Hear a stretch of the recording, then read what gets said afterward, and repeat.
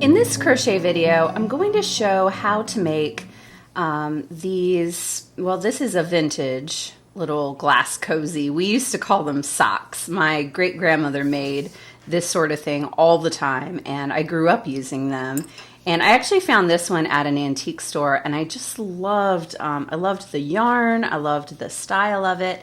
And once I started doing crochet, this was immediately a project that went on my list. So I worked on it for a while, several weeks, searching for the right yarn, and this is what I came up with. This one doesn't have the threads trimmed yet, but they're pretty close. They're not exact, but that's okay. I made a few changes that were deliberate, like bringing up the sides a little bit higher, and I think my yarn is a little bit bigger or a little thicker than this yarn. But anyway, so this was the inspiration, and this is the one that I'm going to show you how to make today.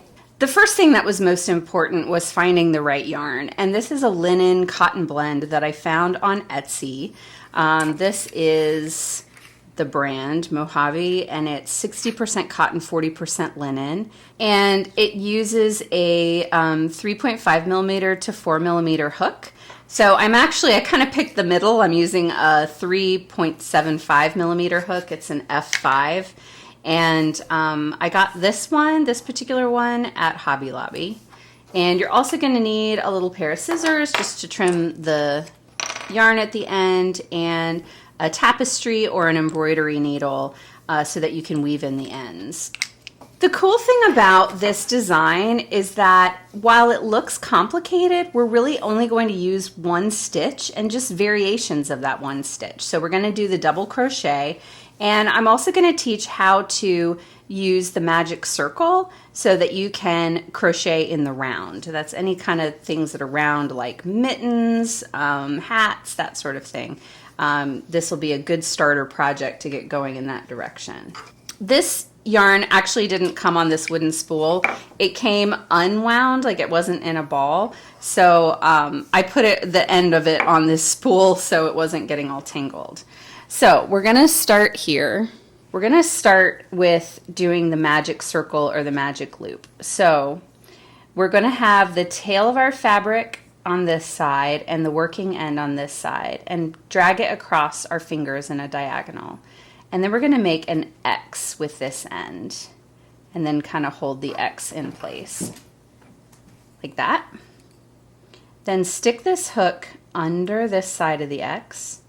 We're going to pull the top left side under and sort of turn the hook. Then we're going to grab what's left here, this kind of tail, under, and pull it through that loop. Okay? And then we're going to tighten it all up.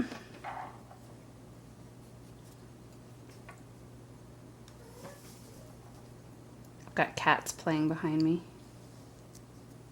Okay, and then there is your loop, and you can pull this tail end to make it smaller. You can loosen it, and then we're going to work inside this loop using the working end of our yarn. So if you want to, like if you missed that, just go ahead and rewind it, watch it again.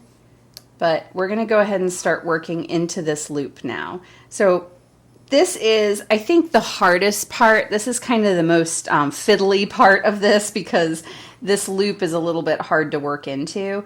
And we're going to do 20 stitches in here, which when I've compared it to other work, like that's a lot. But when I counted this original one, the inspiration piece, they actually used 20 stitches. So that's what we're going to do as well. So to do a double crochet, we wrap over the crochet hook, insert it into the loop, pull through. So we have 3 loops on the hook, then wrap again, and then we're going to pull through 2, wrap again, and pull through 2. Whoops. Let's get this right. Wrap again and pull through 2. And then you can kind of pull it to tighten it. And that's the first double crochet. So let me show that again. You wrap it, put it in the circle, grab the yarn and pull it through. So you have 3 loops on the hook. Wrap again, pull through 2, wrap again, and pull through 2. There you go. So that's our second one. So we're going to do 20 of those.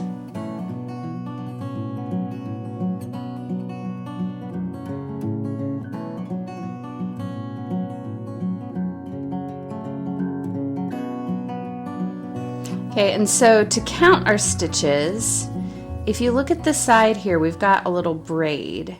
So you can count 1, 2, 3, 4, 5, 6, 7, 8, 9, 10, 11, 12, 13, 14, 15, 16, 17, 18, 19, 20. Okay, so we've got 20. So now we're going to pull this loop tight. Right now it doesn't look like much. It looks like a little friendship bracelet or something. So let's get our little tail here. We want to keep our hook in so we don't lose that. Oops, lost a stitch there. We just add it back in.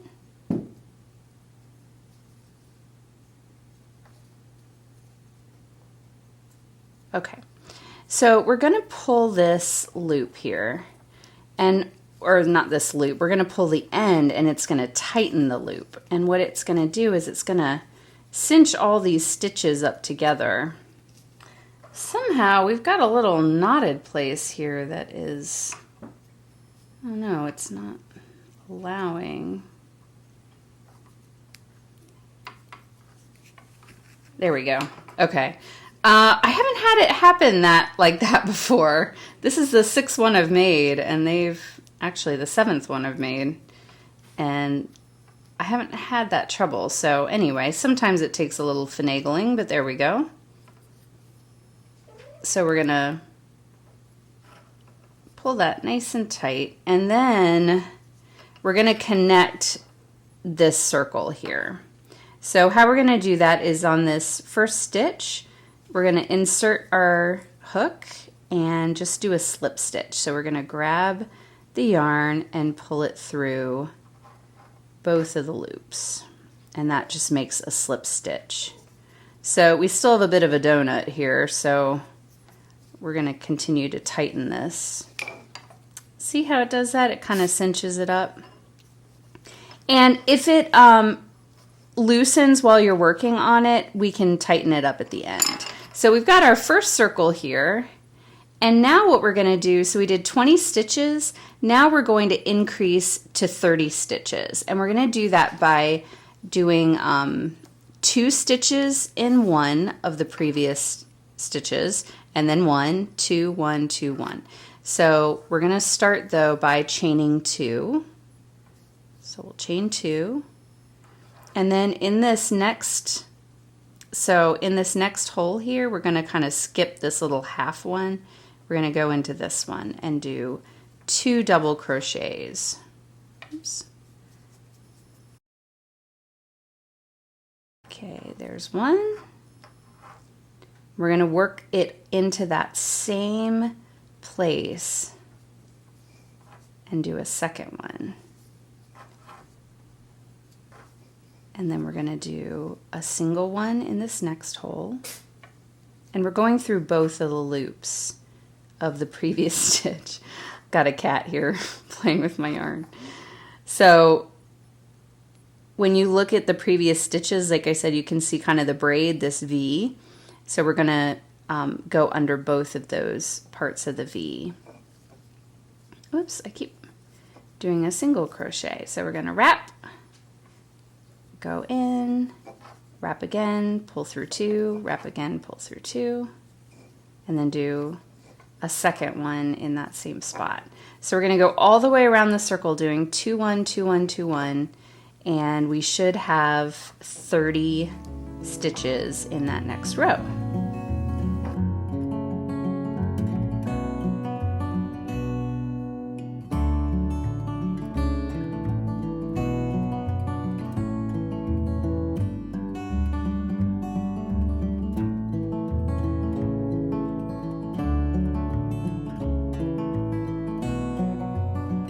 Okay, so we finished this row. We have 40 stitches, and now we're going to, same thing, work into this chain, put our hook under, and just do a slip stitch to finish that row. Got a cat here again. So now this is the bottom that's completely finished. So we're going to add 3 more rows, just working 1 stitch into each of the previous stitches in the previous row. So we're going to do chain 2, and then skip that first stitch and do a double crochet in the second. And I think this is where it gets easier from here on out, because you don't have to count anything, and you just work 1 double crochet into each of the stitches previously. And then for each row, we'll do the same thing. We'll tie it off, do a slip stitch to connect the circle, chain 2, and then work a double crochet into each of the stitches. And we're going to do that to create 3 new rows. These are going to start to go up the side of the glass to create a cylinder.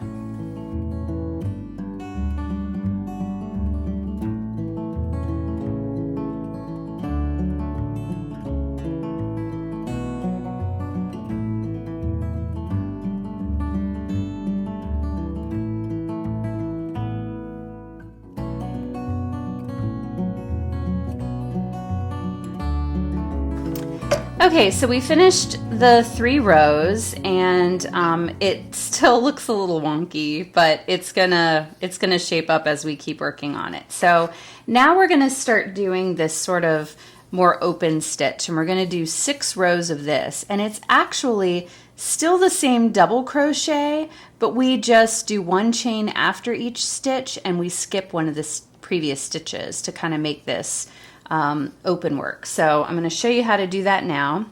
Okay, so we're going to chain 3,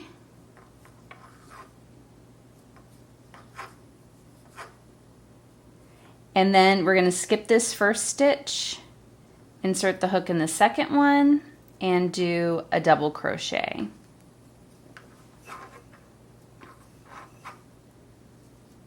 Okay, and see, we're going to end up with a little square there.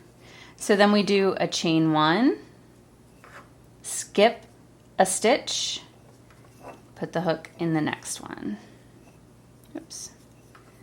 Do a double crochet first. There we go.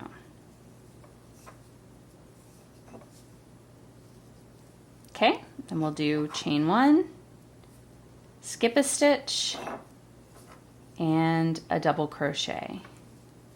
We're going to do that all the way around this circle.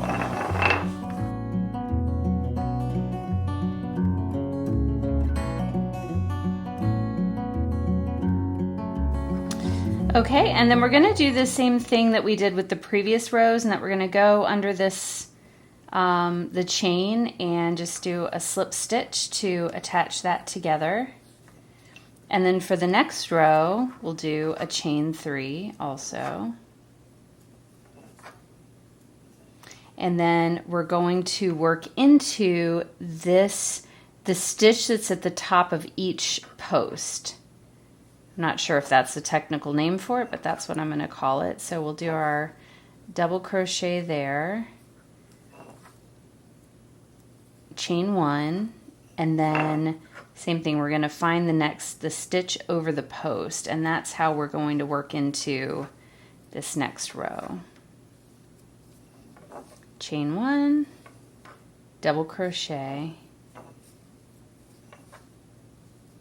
and we're going to do that all the way around until we have 6 rows of that open work.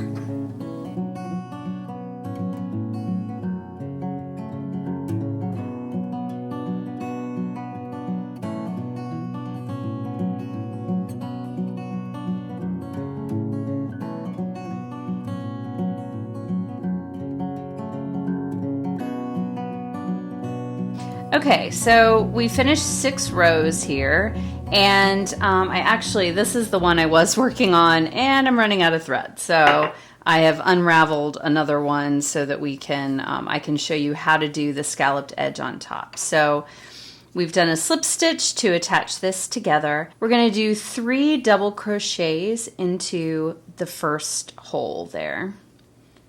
So we'll do 1, 2, 3. Okay, and then in the next one, we're just going to do a slip stitch. So we'll put the hook through and pull it through the hole and then pull it through the loop. And then we're going to go to the next one and do 3 double crochets again. And what this is going to do is create a nice scalloped effect along the top. And I tried a few different variations of this, but I liked sort of this alternating 3 and then doing a slip stitch. I think it just made a really nice scallop. So we're going to repeat that all the way around the top to create this nice scalloped edge.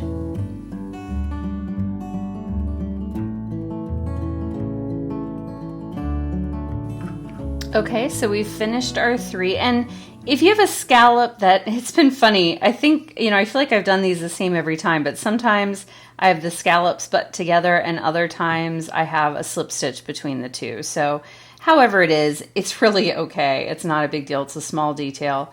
So then we're going to do a slip stitch just to secure the end here.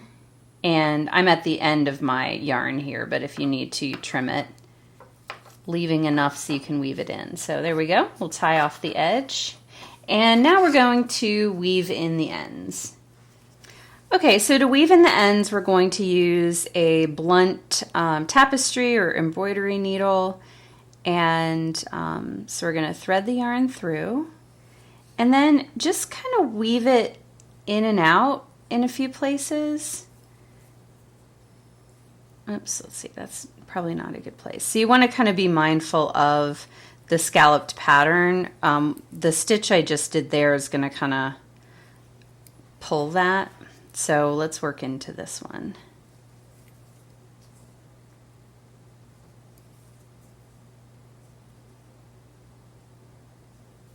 So I sort of weave a few times in one direction and then I'm going to go back in the opposite direction, kind of like sewing back and forth on a sewing machine to make a knot.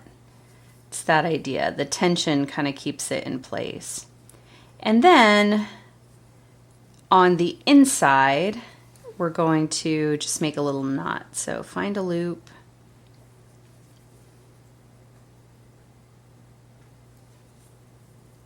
And just make a little knot like that. And then, whoops, then trim off the excess here. And then we're going to do the same thing along the bottom. And remember, this is the yarn that pulls this loop tight. You saw even when I pulled it, it made it a little tighter. So you want to make sure that that's really tight along the bottom before you weave in the end. Okay, and then for the bottom, we're going to do the same thing, kind of weave in the ends going in one direction.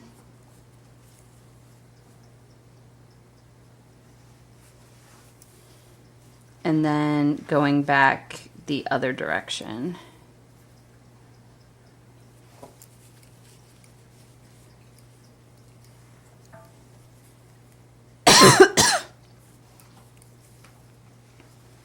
Okay, and then we're going to tie off a little knot.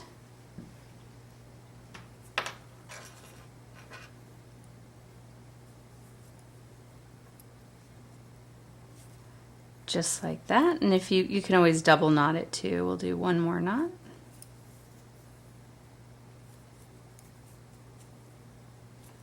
Just like that. And here is how it looks on a glass. So putting it on a glass is going to help it keep its shape. One thing that you can do, so I've had this one on a glass for a few days and you can see it's starting to make a shape. So one thing that you can do though is wet this and then put it on a glass and let it dry, and then that's going to help it keep its shape even more. The cool thing about these, so first of all, they help to insulate the glass a little bit. They capture the condensation so that you don't get water rings and that, oh, Sebastian's getting a drink. But so you don't get water rings on your furniture. And you can, so if you're making this for a larger glass, like maybe a wide juice glass that's wider but shorter, you can always add in more increasing rows. Just continue to do the 1 2 1 2 1 2, and then just do a double crochet into each stitch to make that as high as you want, and then you can do as many of these rows as you want. So there are a lot of ways that you can adjust this to make it work for you. And you can make these not only for drinking glasses, but for like canisters and vases and all kinds of fun things. But I kind of like using them in the traditional way, just on drinking glasses. It just adds a little something. And these glasses are just some regular glass drinking glasses from Target. I think they were about $1 or something a piece. So there you go.